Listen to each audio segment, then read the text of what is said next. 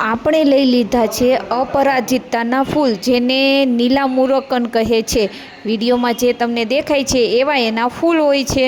નીલામુરકન જે અપરાજિતાના ફૂલ કહે છે એના ફાયદા આપણી સ્કિન માટે ઘણા બધા હોય છે, જેનું ફેસવોશ પણ બને છે અને જેના સાબુ પણ બને છે, જેનો કલર પણ આવી ગયો છે, જે વિડીયોમાં તમે જોઈ શકો છો, જે નેચરલ છે, આપણે કોઈ કેમિકલ કે કલર નથી નાખેલો, મસ્ત કલર આવી ગયો છે। ચોખાને મિક્સરમાં ક્રશ કરી લેવાના છે અને વ્યવસ્થિત એનો પાવડર બનાવી પછી એને લોટ દળવાનો જે આંક હોય એનેથી ચાળી નાખવાના।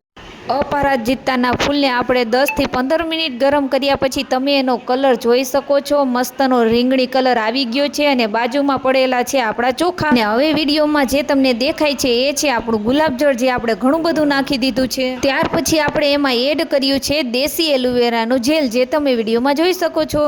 અને લાસ્ટમાં હવે આપણે નાખવાનું છે નીલામુરકન। જો કેવું સરસ મસ્ત મજાનું આપણે નીલામુરકન બનાવ્યું છે। હવે લાસ્ટમાં નાખવાના છે મિક્સરમાં ક્રશ કરેલા ચોખા, એનો પાવડર, જે તમે વિડીયોમાં જોઈ શકો છો।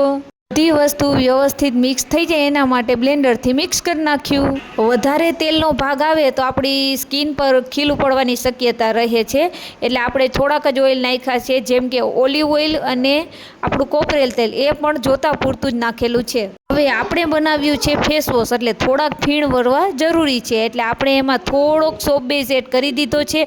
એટલે ચોખા, સોપ બેઝ, નીલામુરકન, એલોવેરા અને ગુલાબજળ આટલી વસ્તુ એડ કરી અને આપણું જે સ્ક્રબ છે એ બનીને તૈયાર થઈ ગયું છે, જેને ફેસ વોશ પણ કહી શકો। ચોખા નાખેલા હોવાથી આપણું જે ફેસ વોશ છે, જે વિડીયોમાં તમને દેખાય એવું તૈયાર થઈ ગયું છે।